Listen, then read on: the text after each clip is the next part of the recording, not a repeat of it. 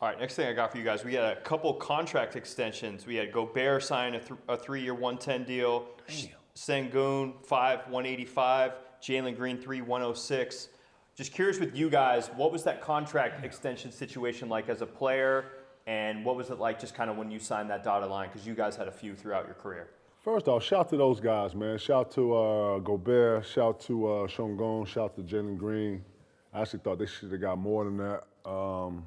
But I think those guys this is their first big deal too, right? Sengun is definitely worth 200. That's just my own personal feeling. I think Jalen Green is actually worth 200 too. When you talk about the Anthony Edwards, the John Morant's heat, Jalen Green is in that conversation as being spectacular. He's explosive.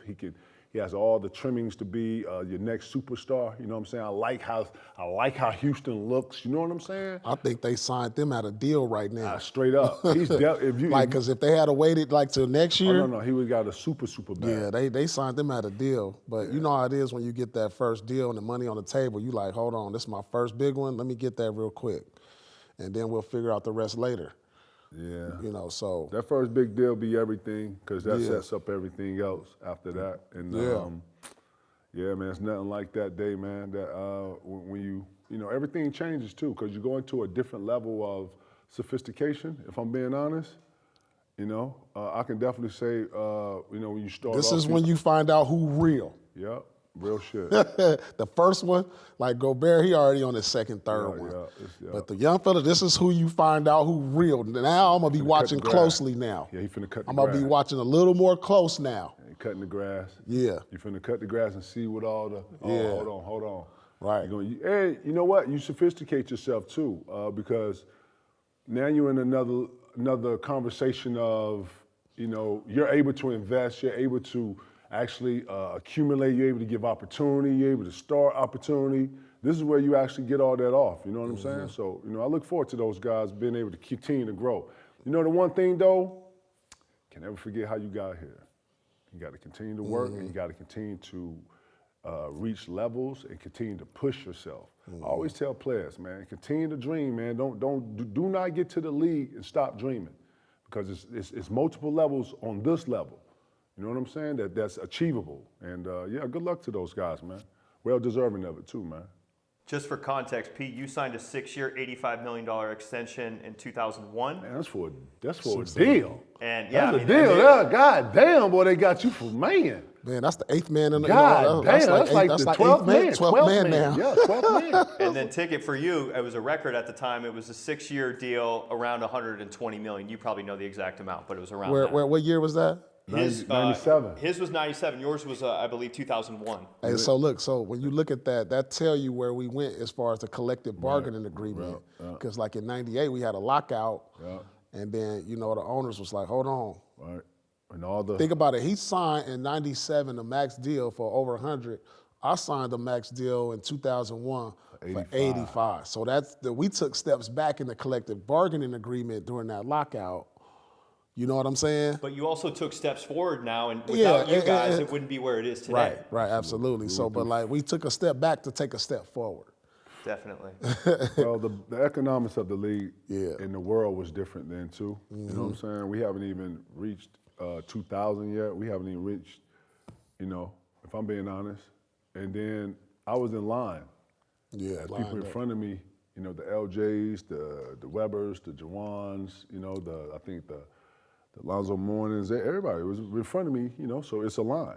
And yeah, they used that as the poster boy.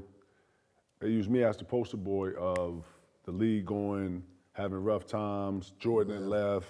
As soon as Jordan left, the bottom fell out. They didn't really believe in the young stars. They didn't want to, you know, AI was really out.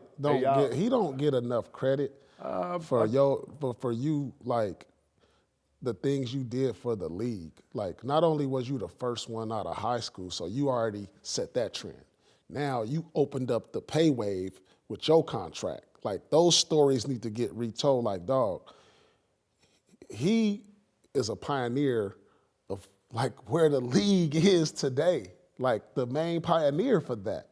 You know what I'm saying? Kids, like, so think about our greats, how LeBron and Kobe and Dwight out of high school. Think about like where the contracts is, because he opened up a lot of doors to where the NBA is today.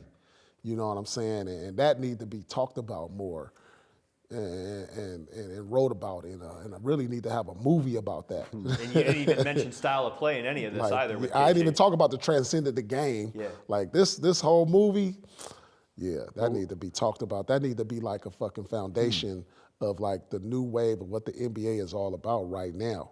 Like change the position, change the contract, open up the door for high school kids, and they need to reopen that door for these kids who right now should be able to get a job out of high school if it's offered. Like these other kids who come out of high school and all of a sudden the president of this company or running this business. Like it shouldn't be no limit on age, especially in hoops and sports. Should be no limit on opportunity. Opportunity, no age. Because you know what? Before you had guys, and Pete, I think the argument was said that some guys probably couldn't play straight out of high school, right? Well, not the case today. Some of these kids I'm watching now, Well, I'm like, no, they don't need to go to college. no. Like Cooper Flag didn't need to go to He college. didn't.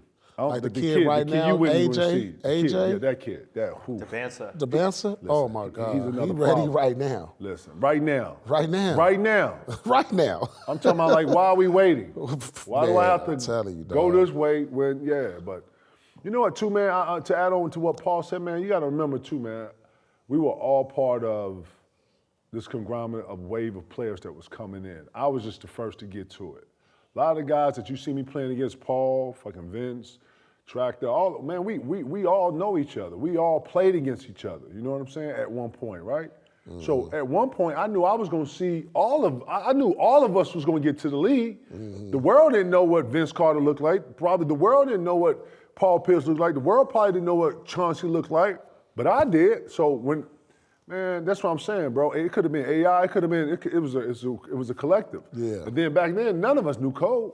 Cole wasn't even on it. He wasn't even on it like that. You know what I'm saying? Yeah, Until Cole was like a late he was a bloomer. late bloomer, bro. Like you knew, but it just like Nah, he wasn't his ringing senior bells like year. that. Nah, not young. It was 'cause Tim Thomas, It was Tim nigga. Thomas and Lamar Odom.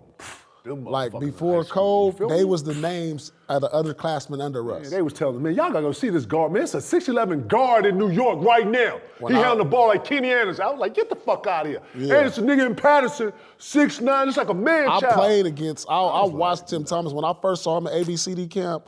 I was just going to my senior. He was going into his junior year, and I'm looking like they was like, yeah, that's Tim Thomas. And I looked, I was like, That shit. he a sophomore? Him? Man, he looked like he in his third year in college. Long as Like, hell got hair. it was on his face. crazy. Right. It was That's what I'm crazy. saying. That's what I'm saying, bro. Like he, to me, when you say really man-child, Yep. Tim Thomas was the first man-child. You know, I mean, you got Shea Cotton, but Tim Thomas, man, you talk about man-child. I was like, he was grown, ready for the league as a sophomore in high Straight school, up, right? straight up. He was like 6'9", 230. Yeah, I was like, damn. The fuck they doing in Patterson? Right.